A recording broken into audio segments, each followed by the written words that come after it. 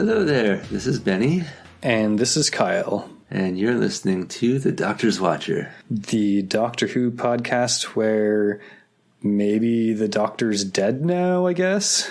Well, the Abbot of Amboise podcast, where we watch a show called Something, and we tell you all about it. Indeed. Well, Kyle watches it and he tells me, and we, yep. Yeah, I wonder if they're going to change the name of the show now that the Doctor's dead. On the other hand, it's never quite been clear if his name is The Doctor or Doctor Who anyway, so maybe they can get away with it. At this point, doesn't have to make sense. Alrighty. Well, this is one of those episodes that we record right after the previous one, so I don't have a whole lot to catch y'all up on in terms of what's been going on in my life. I still think Star Wars Ahsoka is pretty good. I guess that's it. How about you, Kyle? I still need to actually watch that, but I just meant, like, how about you in terms of like anything else you wanted to talk to our listeners about, and me too. So I went along with my partner and a friend of ours to the Ren Fair last weekend. You did. I saw the pictures. The Northern California Renaissance Fair, to be specific and particular. And it was a lot of fun. We tried to get there early, which kind of worked, but it's a long drive, so we didn't get there like super early. But yeah. The reason we wanted to do that was because the first thing we did when we got there was go to the tent where they do fancy hair braiding. Yep. And we all got fancy hair braids installed. Yes. You looked very, very nice, Kyle. Why, thank you. I was pretty happy pretty with braids. It. Yes. All three of you. They did a good job. Yeah, I think they did. We were all pretty pleased with what we got.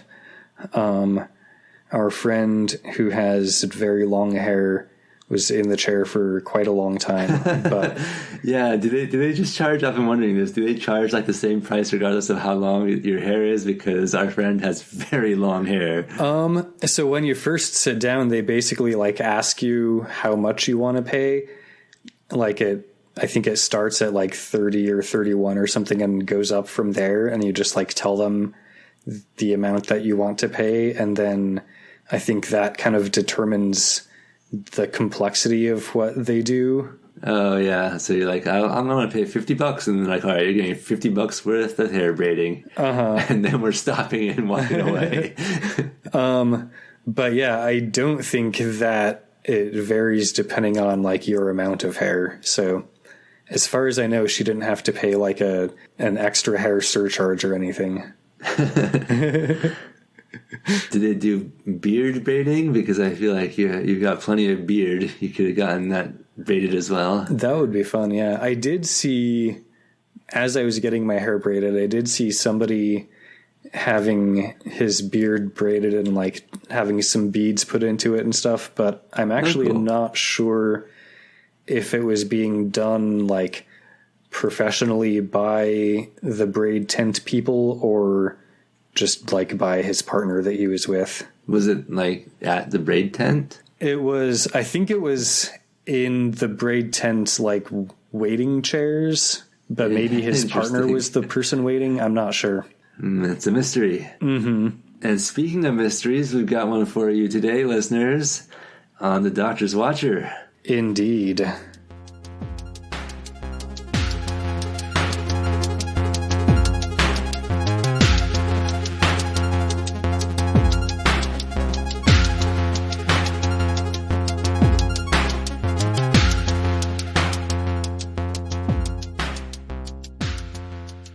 The fourth episode of the serial The Massacre, or The Massacre of St. Bartholomew's Eve. Yes, I keep wanting to call it the St. Bartholomew's Eve Massacre.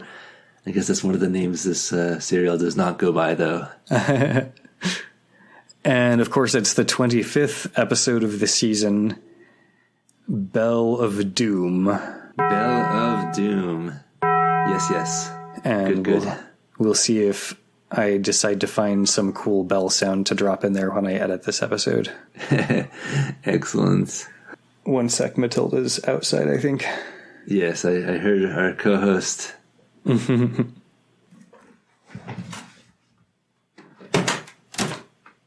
Hi, kitty. Meow. Meow. Meow.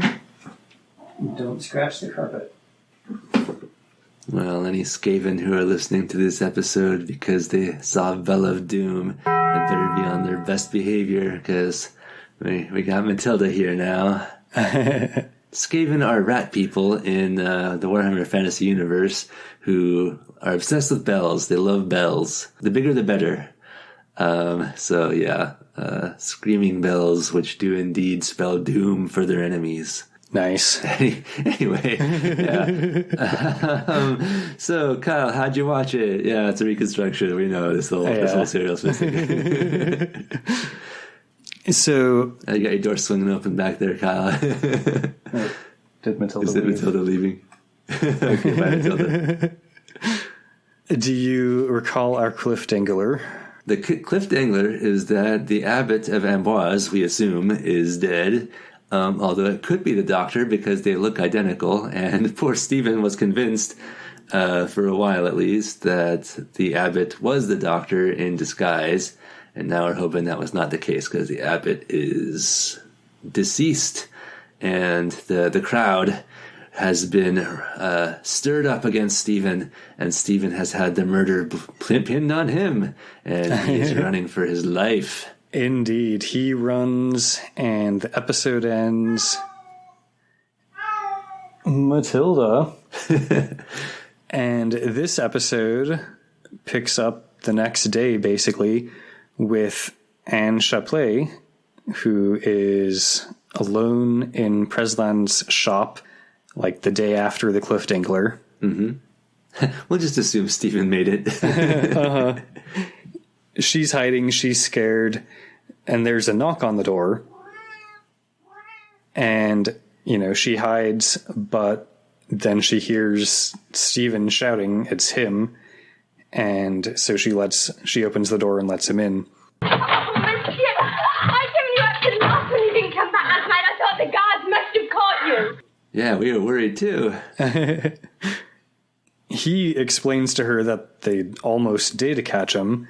That's basically why it took him so long to get back. And he also explains to her that his friend the doctor is dead. Saw his body lying in the street by the abbot's house. Before I could do anything, Roger Colbert saw me and sent the guards after me again. Heaven knows what I do now. Yeah.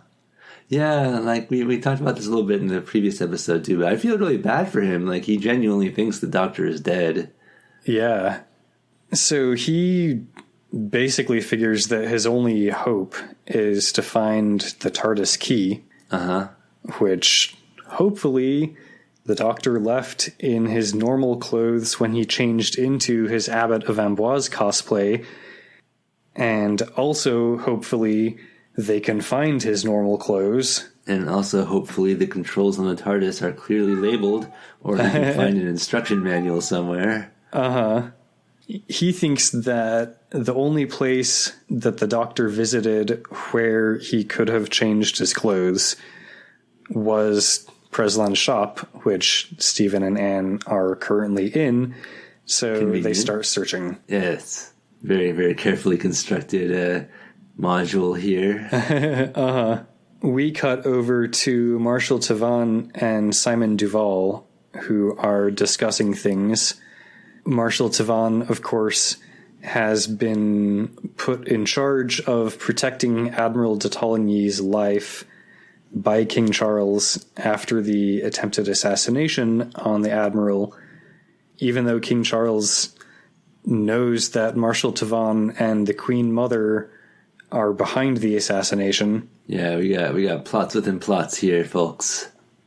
So Marshal Tavan and Simon Duval are having this discussion, The basic gist of which is that they are continuing to blame the Abbot of Amboise's death on the Huguenots in the hopes of covering their own tracks in the attempted assassination of Admiral de Coligny. But Devious. they need to find and kill the Englishman, by which they mean Stephen, like tonight, because tomorrow is St. Bartholomew's Day, and Oh, shit. in all the like revelry and celebration of St. Bartholomew's Day, he'd be able to get away from them pretty easily. Oh, no. That seems like a time when people might be doing a massacre. Yeah, I'm not sure if the GM has told the players the name of the module or not. Yeah, they keep covering the box every time they set up in the beginning. So this evening, the eve of St. Bartholomew's Day, Stephen and Anne are still searching Preslon's shop. They've been searching all day, apparently. And I guess I'll do another investigation check. The GM's like, you sure there's nothing else you want to do? No, we've got to find the doctor's clothes. Well, it doesn't actually matter how high you roll if they're not in the place.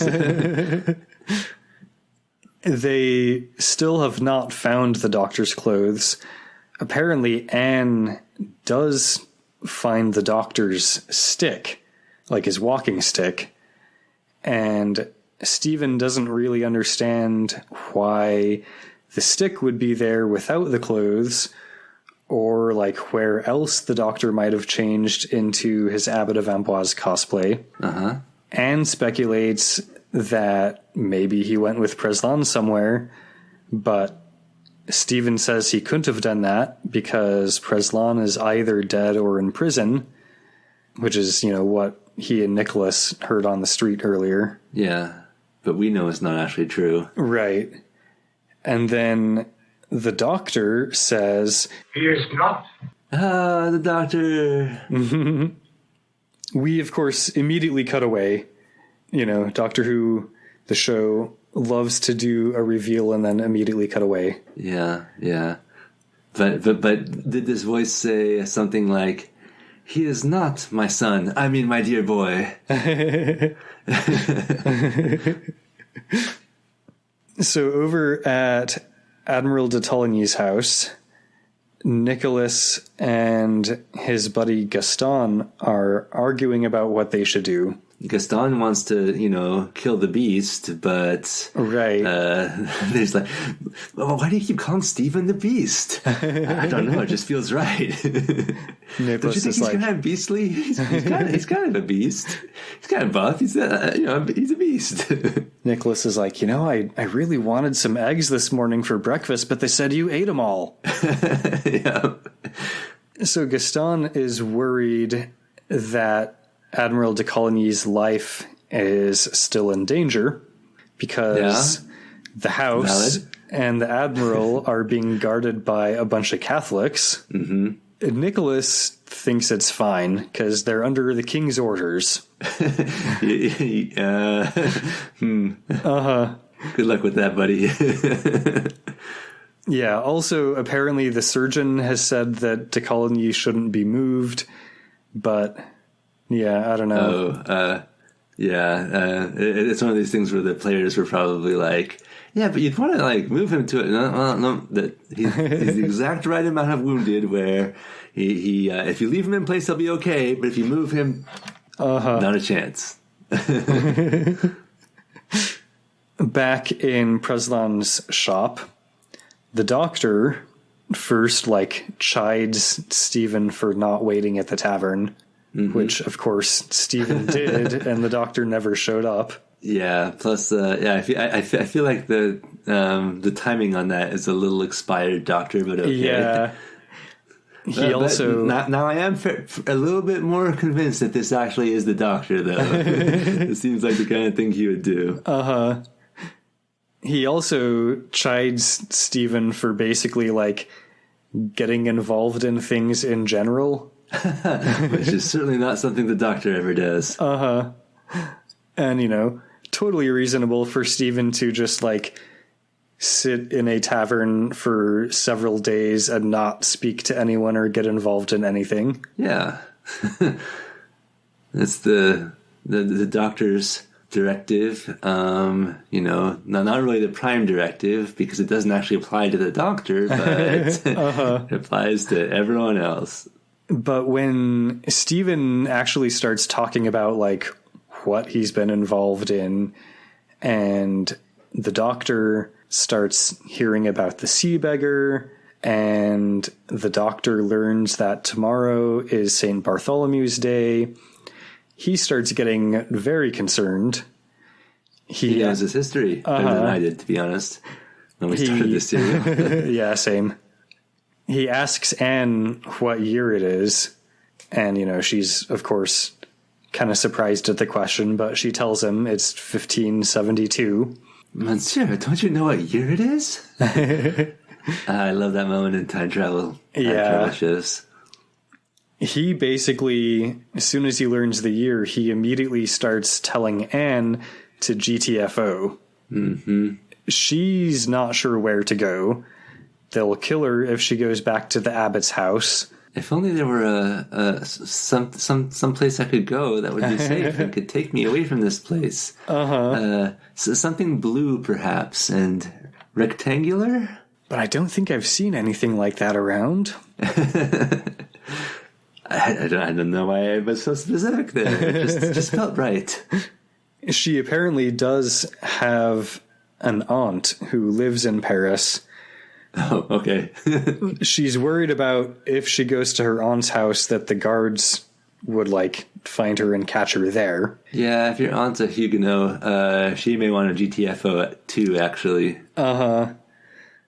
Also, it's apparently after curfew at this point anyway. It's, you know, getting late in the evening. Okay. But the Doctor just continues insisting that she'll be fine, but she needs to leave immediately, get to her aunt's house ASAP, and then just, like, maybe stay inside all day tomorrow. Yeah. Stephen protests. He's worried about the Catholic guards capturing her, but the Doctor just, like, rushes her out of Preslan's shop and, like, sends her on her way. And Okay. he tells Stephen that the Catholics are going to have other things on their minds tonight. Oh, boy.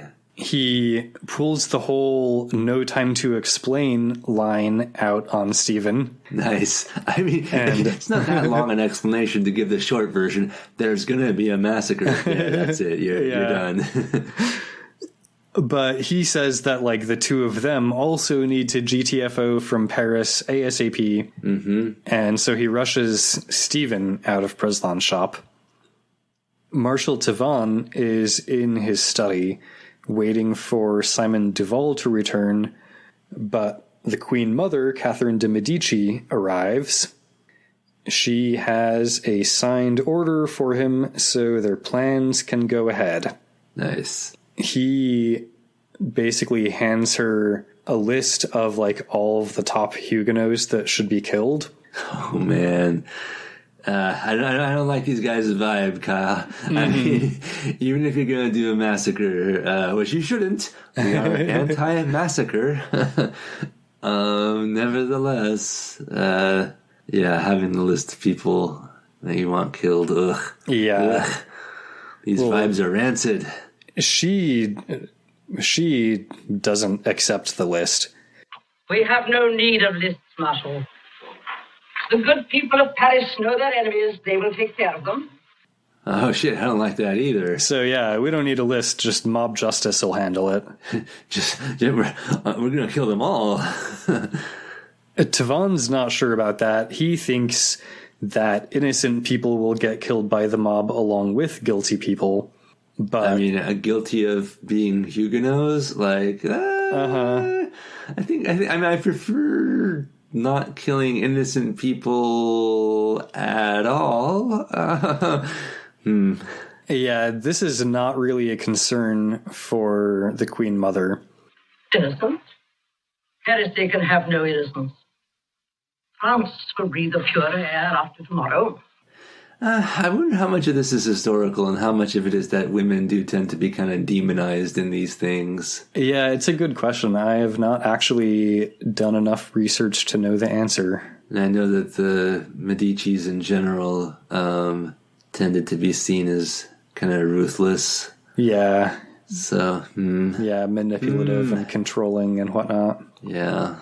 Tavan asks her what they should do about her new son-in-law, Henry of Navarre, and she wants him just killed along with the rest of the Huguenots, but Tavan is able to, like, talk her down into letting him be exiled instead, basically. Huh. Okay. Catherine leaves, and then Simon Duval shows up, and he is pretty excited to hear the news that there is no list. We are to unleash the wolves of Paris. None out of his bird. Even better, my lord. Oh, boy. Okay. Yeah. Yeah. He does, however, get pretty annoyed when Tavan assigns him to the Henry of Navarre escort quest. Yeah, no one likes escort quests. Simon Duval doesn't get to actually participate in the massacre because he's got to escort Navarre out of Paris instead. Well, maybe I'll bump into some Huguenots on my way out. I won't get to, like, really enjoy it, but maybe I'll do some quick massacring. How far out of Paris does he need to get? Maybe I can hurry back while there's still massacring happening? Yeah. If I get the escort quest done quickly, maybe I can come back while the event is still taking place. Speedrun the escort quest. Yes. Escort quests are hard to speedrun, though, because usually, like, the character that you're escorting moves at a certain speed. Yeah, and then they'll, like, wander off or get stuck on something, and yeah, that's you have to always... like go clear the path ahead of them, and yeah.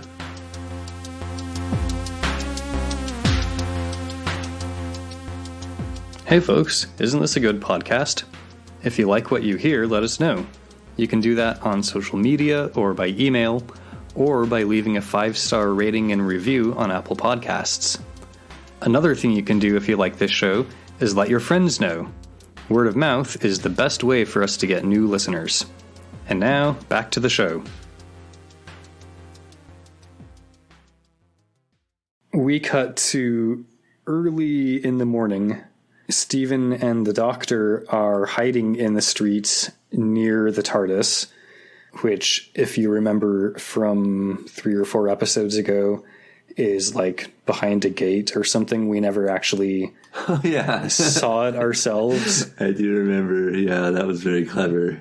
So they're near that location and they're hiding. This location is near Admiral de Coligny's house, but they're not able to quite close the final distance to the TARDIS because of all of the guards outside the Admiral's house. Dang, yeah.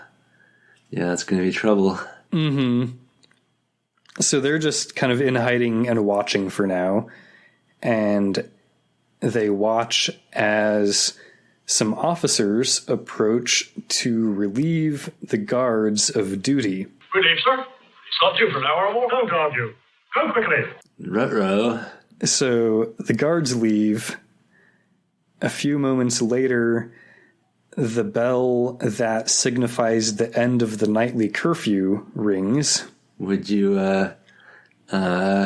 characterize that as a bell of everything is okay?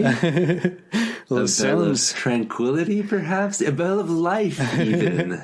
It sounds kind of like doom, doom, doom.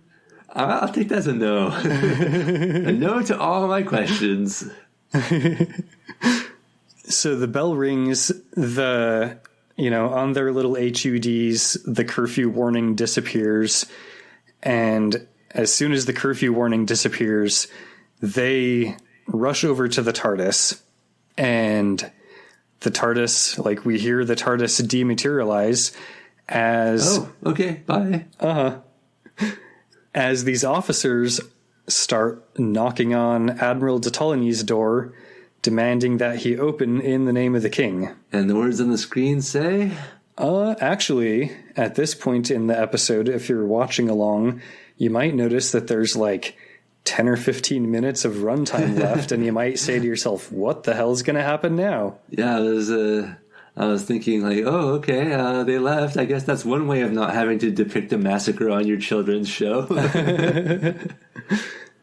So, speaking of depicting massacres on your children's show... Oh boy, yes, please go on, Kyle. If you Google the phrase Massacre of St. Bartholomew, you are likely to see a painting by Francois Dubois, yes, who was a Huguenot painter who fled France. I have seen it, yes. Over the course of recording this serial, during last time's recording session, I did in fact look up the Huguenots, and it's on the Wikipedia article too, either about the Huguenots in general, or it might just be on the one specifically about the massacre. But yeah, so it's not a good time. So for more than a full minute, I think about 70 seconds or so of runtime, we just hear like a heavy drum soundtrack and crowd noises and people shouting and screaming, while the loose cannon reconstructions just show us like various close-ups from Dubois's painting. Yeah, memo, lost memo, etc., etc. And yeah, so again, after more than a minute of this, we eventually cut to the TARDIS control room, and aboard the TARDIS, the Doctor is explaining to Stephen that there's nothing they could have done. In any case, I cannot change the course of history. You know that. The massacre continued for several days in Paris, and then spread itself to other parts of France. Oh, the senseless waste. What a terrible page of the past. Ah, dang. Yeah. That's heavy. It's a downer. These kids are going to need extra ice cream tonight with their dinner. Steven's pissed, though. Mostly because the Doctor left Anne there to die. And the Doctor's like, about that? And we turn, and there's Anne. Hey, she's a companion now. Well, maybe. Nope, that's not what happens, unfortunately. Okay. The Doctor insists that he's not responsible for Anne's death.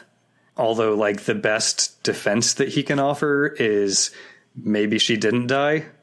Even though, like, 10,000 Huguenots were killed in Paris alone, maybe she wasn't one of them. Oh, boy. Yeah. Stephen doesn't want to hear it. He's done. I tell you this much, Doctor. Wherever this machine of yours lands next, I'm getting off.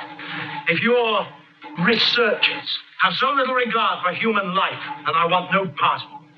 Dang. Also, yeah, if we're not adding Anne as a companion, and Stephen is not threatening to leave, we are running out of companions. The TARDIS lands a few moments later, and the Doctor gets the final word as Stephen walks out. My dear Stephen, history sometimes gives us a terrible shock. And that is because we don't quite fully understand. Why should we? After all, we're all too small to realize its final pattern. Therefore, don't try and judge it from where you stand. I was right to do as I did. Yes, that I firmly believe. Huh. And Stephen just silently leaves. So it's one of those, like, everything happens for a reason. Kind of, yeah. I don't. I was never really a fan of that argument. I know. you and I both spend a lot of time in certain groups or around certain groups who make that argument frequently, but never sat well with me either, Stephen. Yeah, me neither. I don't blame Stephen at all for walking out in this moment.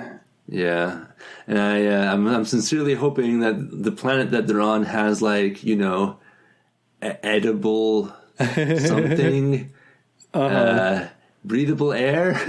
Well, the doctor normal gravity. The doctor actually does mention that, like, at least Stephen, like, checked the readings before he left. Yeah, good call. Good call. You're gonna want to do that. Even if you're mad at the doctor, like, there's no reason to go walk out into a giant field of poison gas or something. The doctor seems pretty sad to be alone in the TARDIS control room, and he monologues for a little bit about his previous companions. No. They're all gone. All gone. None of them could understand. Not even my little Susan. Or Vicky. Of course, I don't need to remind you that he kicked Susan out. Yeah. But as for Barbara and Chesterton, they were all too impatient to get back to their own time. And now, Steve. Dang. Yeah, we're feeling it. Yeah, the doctor actually thinks about returning to his own home planet, but his monologue ends basically by him telling himself that he can't. His own home planet? Where's that, doctor? His monologue ends, and then a moment later his reverie is broken by a teenage girl rushing into the TARDIS looking for the telephone. Huh. Apparently a little boy has been hurt, so she wants to call for help. This is a very quick change in tone here.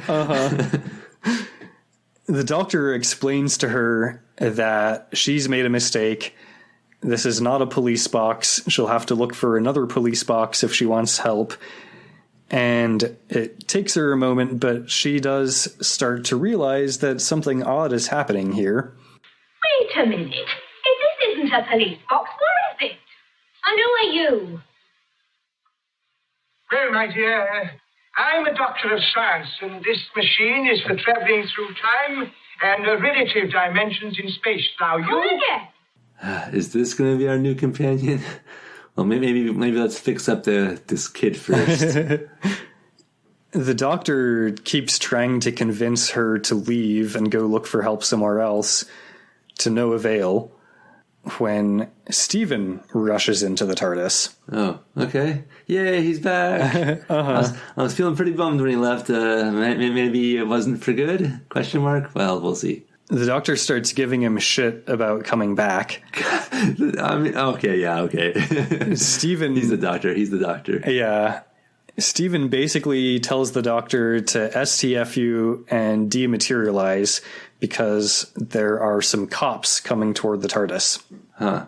What about this kid? He's hurt. Yeah, Stephen hasn't noticed the girl yet, and no one seems to care about the little kid that she was concerned about. Okay. The doctor basically agrees with Stephen that all cops are bastards and that cops shouldn't be allowed on the TARDIS.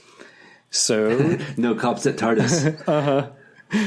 He closes the door and dematerializes, and then Stephen thought this one through. This is when Stephen notices the teen girl. How did you get in here?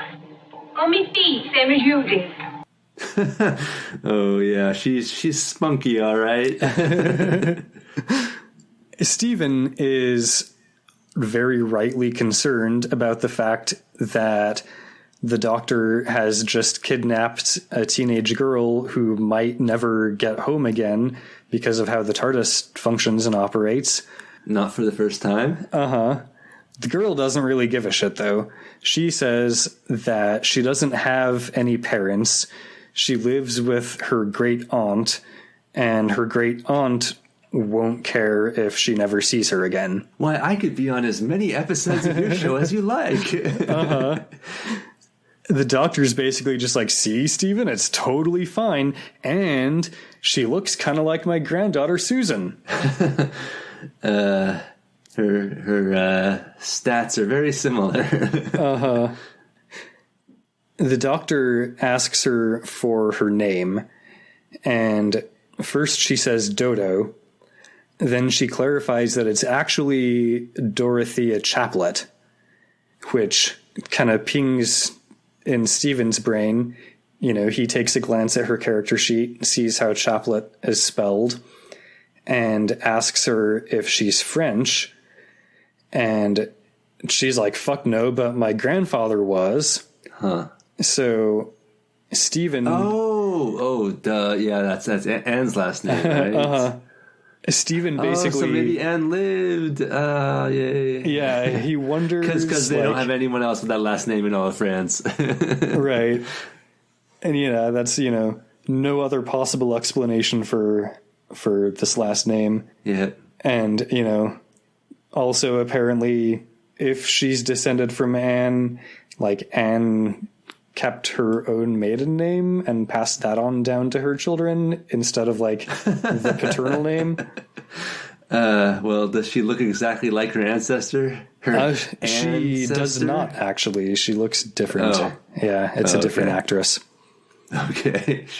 Sure, why not, I guess. But yeah, Stephen wonders like if it might be possibly the case that she's maybe descended from Anne, and the doctor says that it's very possible. Except as Kyle did point out, it seems a little improbable. He welcomes her aboard the TARDIS, calling her Dorothea, which she corrects him to call her Dodo. And as she issues this correction, the words, "Next episode, the Steel Sky," appear on screen.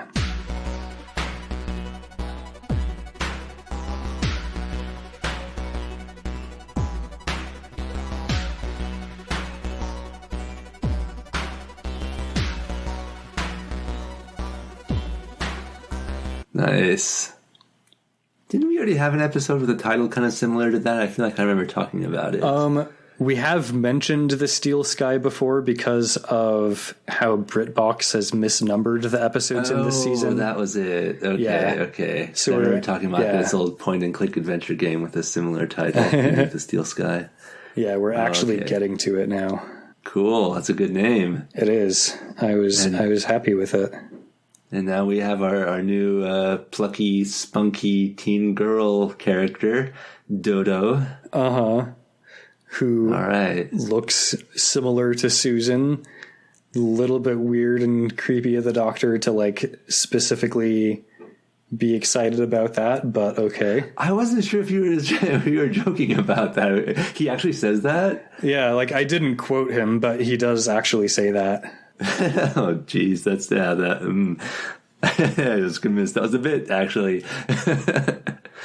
Okay, well, I assume that now that the massacre seems to have happened, that the serial is over.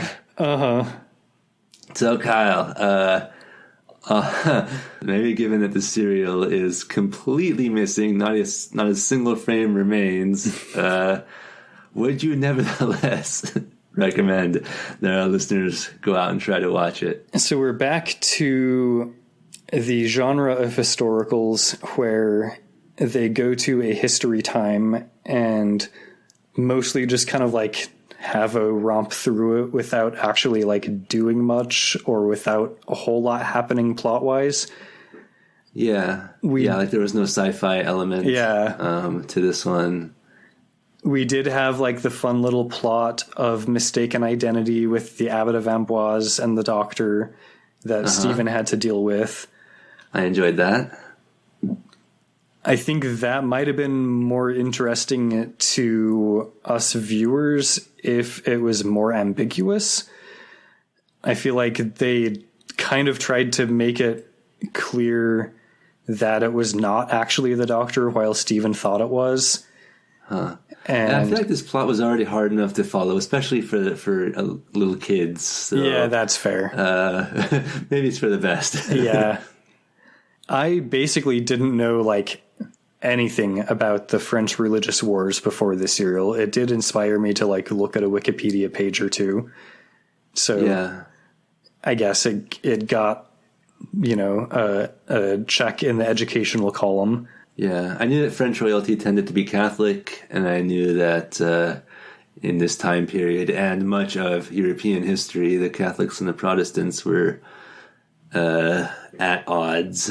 So that's all I knew. I didn't realize the whole deal with the Huguenots or Huguenots or Huguenots or whatever you say it. I'm not making fun of the French language here, folks. I'm making fun of my own inability to speak it. But I learned something. I actually legitimately learned something. Thanks, Doctor Who. It's a educational program. I was really interested in the scene where Stephen leaves towards the end. I thought it was really cool to see someone like push back against the Doctor. Yeah, that whole bit I think was really interesting, like philosophically and from a sci-fi perspective, given that we've seen similar things in other time travel type shows.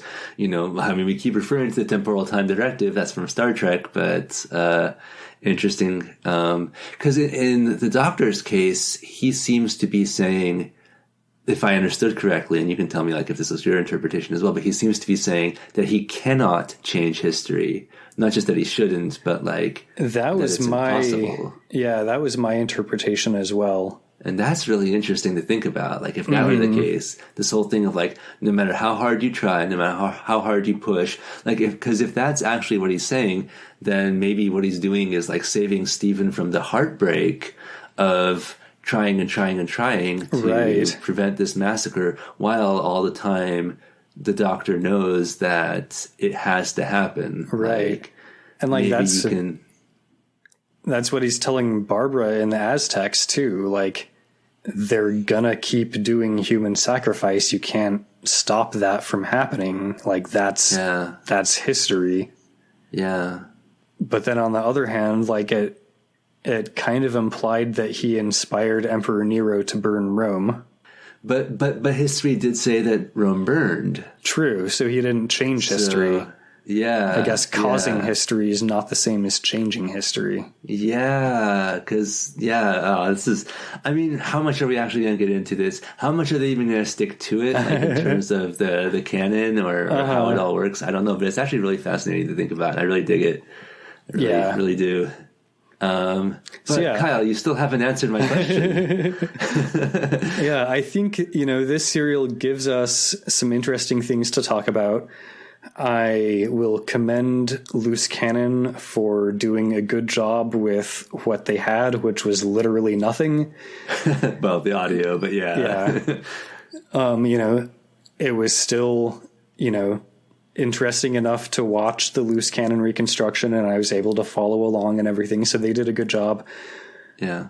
On the whole, ultimately, though, I think this serial is kind of skippable. Yeah. Maybe I'd feel different if it wasn't entirely missing. I don't know, but as it is, Fair enough. Yeah. I thought it was a really interesting, like, it's a surprisingly mature and like deeply crafted plot with like, plots within plots. The plot contains a lot of plots, but and dealing with some pretty heavy subject matter and history that people, especially here in the States, I think could really stand to learn about. All that being said, I suspect this isn't the most fun to watch. I don't know how much more fun it would have been at the time. But yeah, as the audience, I had a really hard time kind of keeping track of all the characters, especially like there are all the kind of for sure side characters like Colbert and I don't know. I don't even know all their names, but following along with the transcript as I watched helped a lot with that. I think I was, I tend to watch these all twice. I do like a fun watch and then a notes watch. And I only used the transcript for my notes watch, and I was a lot less confused that time than I was during my fun watch, I think. That makes sense. That makes a lot of sense. Well, cool. Did you have anything else you wanted to talk about for this serial? Yeah, I did have a couple final notes to mention. One thing that I read was that they did actually...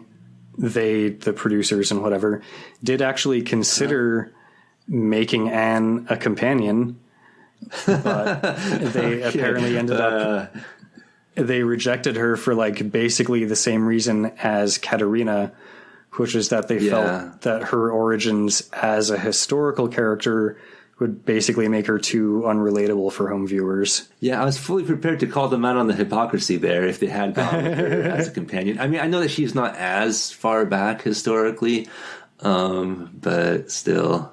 Yeah, that's still like, what is it? 1572, I think is what year she said.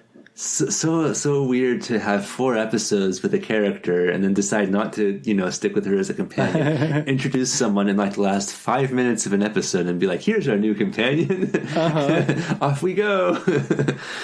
And then the final note that I had about this was that I read on the TARDIS Data Core website that apparently they had a scene planned where Ian and Barbara would watch the TARDIS dematerialize after Dodo boards it, but I guess for whatever reason that never ended up getting filmed. Just to sort of underscore that we're back in the present day. Yeah, I guess it would have just been like a fun little Easter egg and whatnot. Yeah, they'll be like, well, time to write a letter to her great aunt. Also, maybe we should help this little boy who is presumably injured and waiting for help. Yeah, like I suspect he's not like dying. Maybe he just like has a cut or something. But still, yeah, Dodo never did actually get help for him. Or she was just making it up, and she just wanted an excuse to make a prank call. I guess the cops. There were the cops that Steven was concerned about, so maybe somebody else got those cops. Who knows? Well, a mercifully short serial, only 4 episodes, and we're on to the next one. Curious to see where we go next. So we'd like to thank Circuit23 for the awesome theme song that he made for us. You can find his album on Bandcamp and his music on SoundCloud. I almost said Spotify. I guess it's on Spotify too, actually, technically. Anyway, find his music. Google it. Google Circuits23, or you can always email him at circuits.23@gmail.com. I think I've forgotten to say that. Thank you, Kyle, for watching Doctor Who and telling me all about it.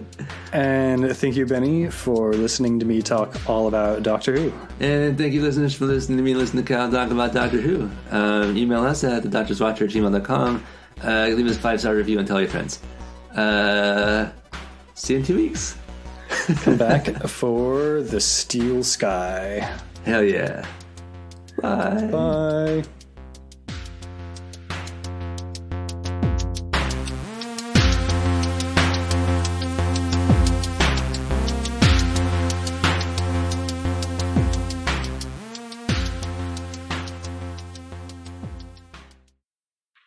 I have it here, the order signed by the king. Our plans for tomorrow can go ahead. Thank God. God had very little to do with it. What is this? The list, madame. When those Huguenots are killed, we need have no further fear of a Protestant France. We have no need of lists, Marshal. The good people of Paris know their enemies. They will take care of them. The good people?